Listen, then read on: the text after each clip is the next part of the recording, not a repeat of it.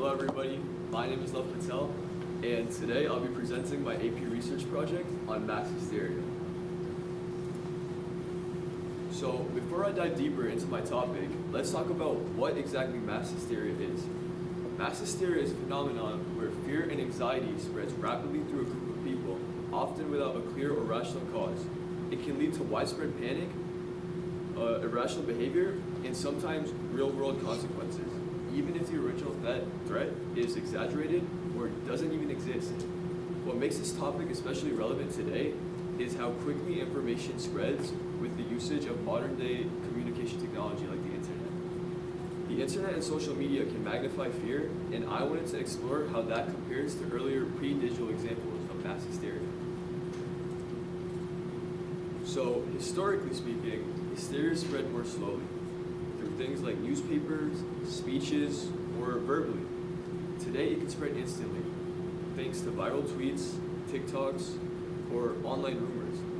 Even though the platforms have changed over time, the result is often the same: widespread fear, confusion, and reactionary behavior.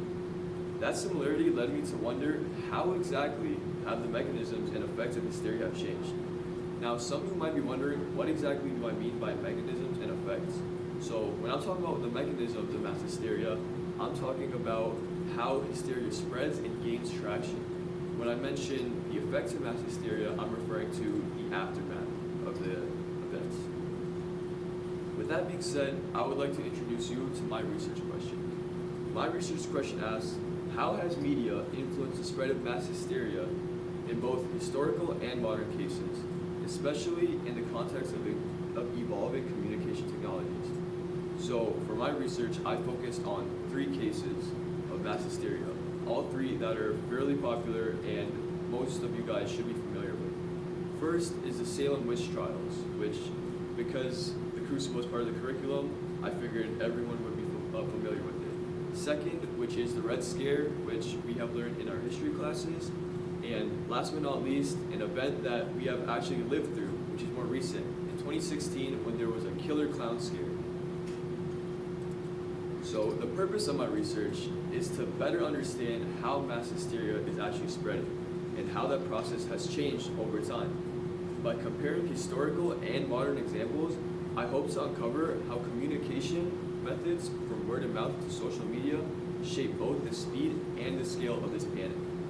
This kind of research matters because mass hysteria still happens to this day, and knowing how it spreads can help us recognize and respond to when it does happen. So, mass hysteria has already been previously studied from both psychological and sociological perspectives. It usually involves a shared fear experience, emotional contagion, and sometimes moral panic. These are all reinforced by social pressures. What researchers have agreed on is that misinformation and uncertainty are major triggers of mass hysteria, especially when there's a lack of reliable sources or when people feel personally threatened. More recent studies have started looking at how social media can amplify this panic, but there's still a gap in this research that compares digital age events to historical ones in the past. That's where I aim to contribute something new.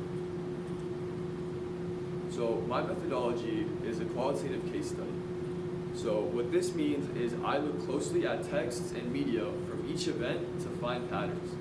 As previously mentioned, I chose 3 case studies: the Salem witch trials, the Red Scare, and the killer clown scare. And with these cases, I examined the types of communications used, the tone of these sources, and their language, and how information has spread during all of these. So for Salem witch trials, I analyzed original trial scripts and court cases, letters, and sermons from the late 1600s. These reflected how fear was reinforced by religious and legal authorities. For the Red Scare, I pulled from news articles, political speeches, and anti-communist propaganda from the 1940s through 1950s. And last, for the killer clown scare, I collected more modern forms of information being spread. So tweets, news clips, and viral YouTube videos that all can trace how the panic spread mostly through social media and local news. So once I had my sources, I organized all the data to analyze them. Some of my main categories included the type of the source, like a tweet or a speech, what emotions were present, and whether the message came from an authority figure, and if it was used as evidence or just rumors. I also tracked how quickly fear spread in each case. By comparing these across all three events, I could start to see how modern technology has changed the mechanisms behind mass hysteria. So for our first case study, the Salem witch trials. The Salem witch trials are one of the earliest and most famous examples of mass hysteria in American history. Panic spread through gossip and official legal proceedings. Puritan religious leaders warned of the devil's presence, and accusations quickly escalated, especially against women who did not fit social norms back then. Fear of sin, the supernatural, and outsiders all were factors that drove this panic.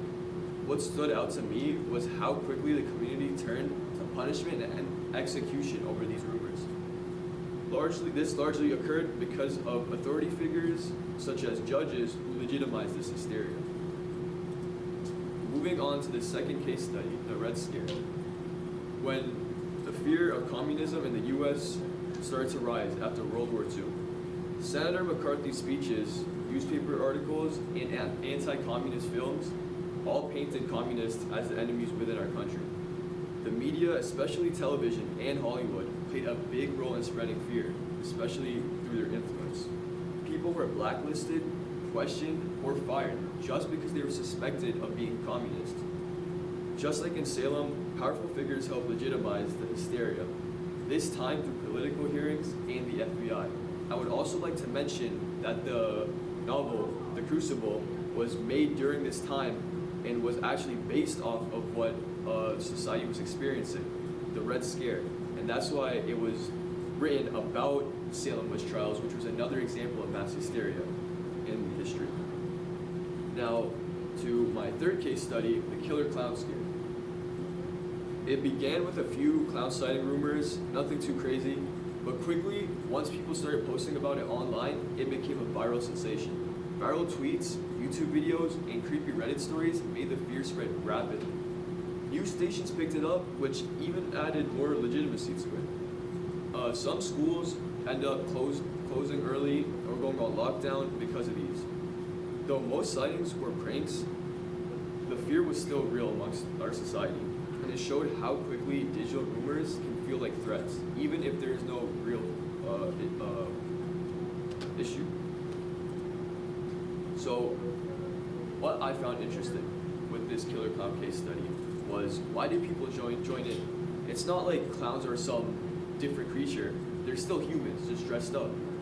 It was interesting how once I did research, I found that psychologists have a few theories for why this happened, why people joined in instead of taking a step back and realizing the issue. So one is de-individuation. Basically, when people feel like they're anonymous in a crowd or online, they're most likely to go along with what the majority of people are doing without thinking about their consequences. I have personally done it. When I'm hiding behind a screen, I might send a message or post something online without thinking about it. A lot of us have done this. Another factor is social validation. Maybe if you post a clown sighting and it goes viral, you will feel like you're validated. People are seeing your post, you're getting more views, and it makes you feel like it's more true and important because you're getting so much attention. Then we have emotional contagion. So fear is contagious, especially when the people around you are reacting and you've got a recipe for mass participation. By adding onto this fear, it will only make things significantly worse. And then for some, it was also just about the thrill, turning panic into a meme or trend. Even now in our current technology and modern era, it's the term some of you may be familiar with, rage baiting. It's a trend to get a rise out of people, purposely lying and saying things just to get people upset. But even that added fuel to the fire. So one of the biggest things I noticed was how communication methods changed the speed and shape of the hysteria. In Salem, fear spread more slower through small communities, gossip, and during the Red Scare, media like radio and newspapers did increase the pace and gave national reach because information could spread faster. But with the killer clown scare, social media made the panic spread instant. People were reacting to viral posts before verifying them, and local news sources picked up online rumors as if they were confirmed events. And with these news channels being seen as reliable, trustworthy sources, it did lead to a lot of panic. Even though all these events did occur in totally different eras, I found common patterns in how they unfold. First, fear tends to arise during times of uncertainty, whether it's the fear of the devil, communism, or weird scary clowns. Once a rumor starts, people tend to latch onto it emotionally. In all cases, when the fear was backed by an authority figure or repeated in the media, it escalated quickly. And today, social media acts as both a rumor starter and the amplifier, which makes panic way harder to contain. So, with that being said, I want to dive a bit deeper into social media itself. It's not just a place where hysteria spreads, but like I just mentioned, it's also a starting point. Platforms like Twitter, TikTok, and Reddit allow rumors, jokes, and false information to be shared instantly. Sometimes it's hard to tell what's real and what's a prank, and often most rumors do end up spreading years after they were started because they were never verified. In the killer clown scare, people saw creepy videos out of context and just assumed that it was a real threat. Then others started posting their own clown sightings, which many were staged and not even real. But because these posts looked real and spread quickly, local media covered them seriously, and it became a real threat, creating a feedback. This digital echo chamber is very different from older forms of panic, and they can be much harder to stop. So, why does this matter? Why does it matter to research mass hysteria and be informed of it? That's because mass hysteria has not disappeared, it's just evolving. Being able to recognize how and why it spreads, especially in the digital age when information can be spread so quickly without being verified, this can help people think more critically and avoid getting swept up in this misinformation, which can harm them. There's also a lot of room for future research. For example, looking at TikTok viral scares, cancel culture events, or even conspiracy theories. All of these can follow a similar pattern. To wrap up, in conclusion, my research showed that while the core ingredients of mass hysteria have not changed, the way it spread has. In the digital age, panic can go viral in seconds, and the lines between jokes and real threats blur really fast. Authority figures and media still fuel the fire, just in new formats that we may not be familiar with. So, learning to think critically and question what we see online is key to stopping hysteria before it becomes a major issue. Some limitations I faced during my research was I focused on 3 main case studies, and they were all from the US. So I did not gather any cases of hysteria from any other country, which may have changed my findings. And I also did not include any global events such as medical panics or a very recent event, which was the COVID-19 global pandemic. In the future, it would be very interesting to study newer platforms like TikTok, or how AI-generated content can also cause mass hysteria. As many of us are already familiar with, AI cannot always be true. They make mistakes sometimes, and the information that you ask it can end up coming back as false, especially with a major AI that everyone uses, ChatGPT, with its new feature for searching the web. People may start replacing Google and just use AI as a search engine. No one knows if you're getting your information accurately, and this can cause more hysteria. And that is my presentation. Thank you for listening. Questions? Yep, I'm just getting it.